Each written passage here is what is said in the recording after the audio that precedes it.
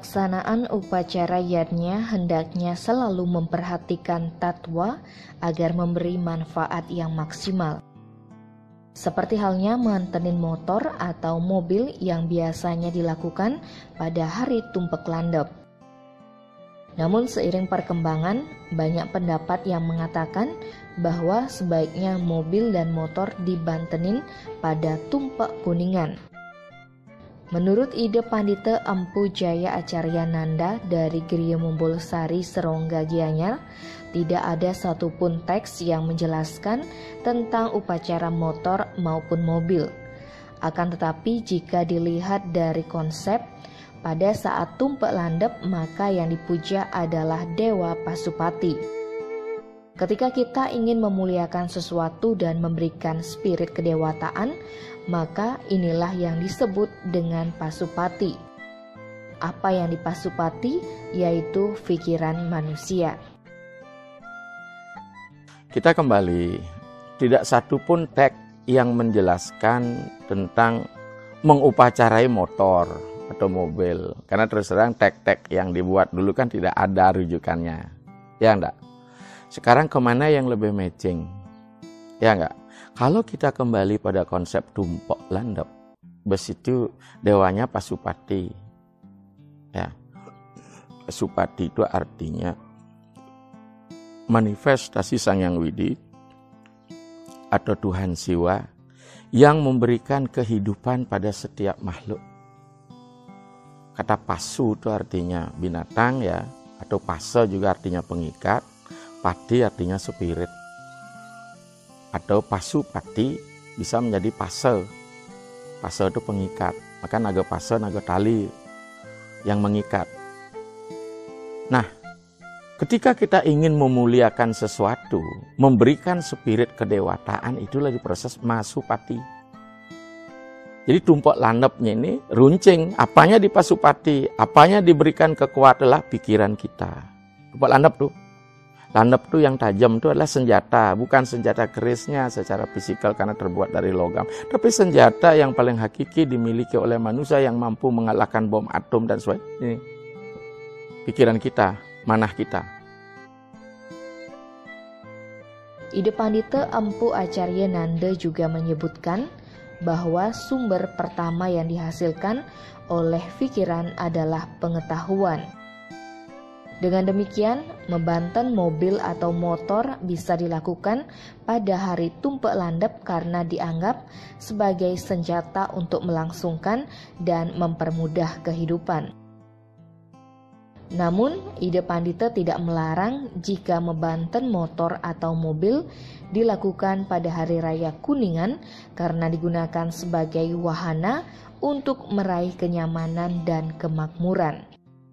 Baginya, bukan kapan otonan motor dan mobil itu dilakukan, tetapi bagaimana umat mendoakan kendaraan itu sebagai alat yang mempermudah kehidupan.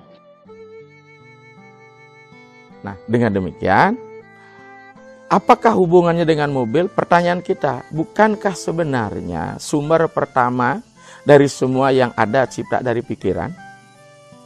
Maka Brahma itu harus ditemani Saraswati. Brahma tidak mampu mencipta tanpa adanya ilmu pengetahuan. Tidak akan ada kemajuan, tidak akan ada ciptaan tanpa ilmu, tidak ada kemajuan tanpa penciptaan, tidak akan ada kebahagiaan tanpa kemajuan. Itu siklus berpikirnya. Maka dengan demikian, mau dibawa ke tumpek landep boleh, karena kalau dijadikan dia senjata untuk melangsungkan kehidupan. Dibawa ke tumpek kuningan boleh, karena dia sebagai sebuah wahana. Ya enggak? Wahana untuk apa? Mengejar, meraih keamanan, kehidupan, dan misalnya kita kan mobilisasi yang sangat tinggi nih. Kita butuh kendaraan dan sebagainya. Kemudian di situ juga danam kesejahteraan. Dia terkait dengan aset kepemilikan harta benda. Pertanyaan kita sekarang, masihkah mobil itu sebagai barang mewah? Menurut saya tidak.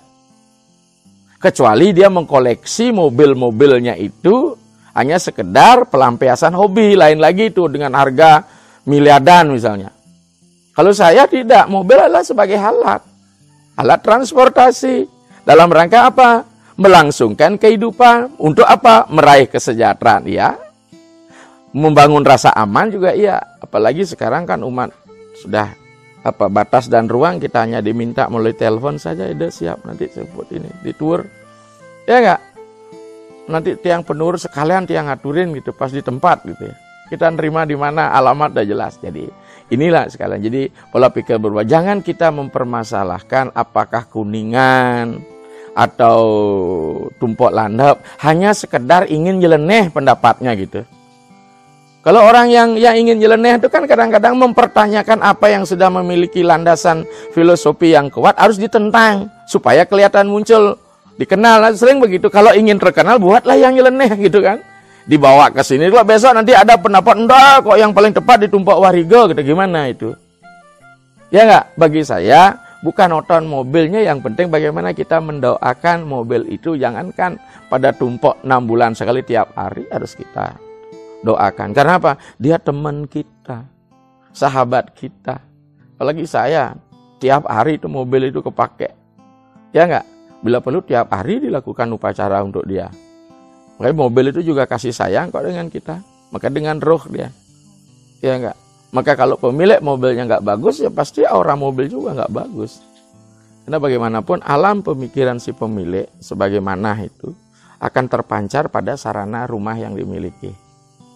Ya kalau pola pikirnya kacau, rumahnya pasti kacau kok, tidak tertata. Kalau memang pola pikirnya orang adem, rumahnya juga adem, tenang. Sehingga inilah sebenarnya. Maka mulai dari mana kita? Mano mulam idam jak. Mulailah pada pikiran. Maka dikatakan hati-hatilah menggunakan pikiran. Dia bisa menjadi ego, ya, dia bisa menjadi congkak, dia menjadi bijaksana, kemudian dia menjadi rakus dan serakah. Itu karena pikiran. Maka hati-hatilah mengedukasi pikiran. Ya, maka inilah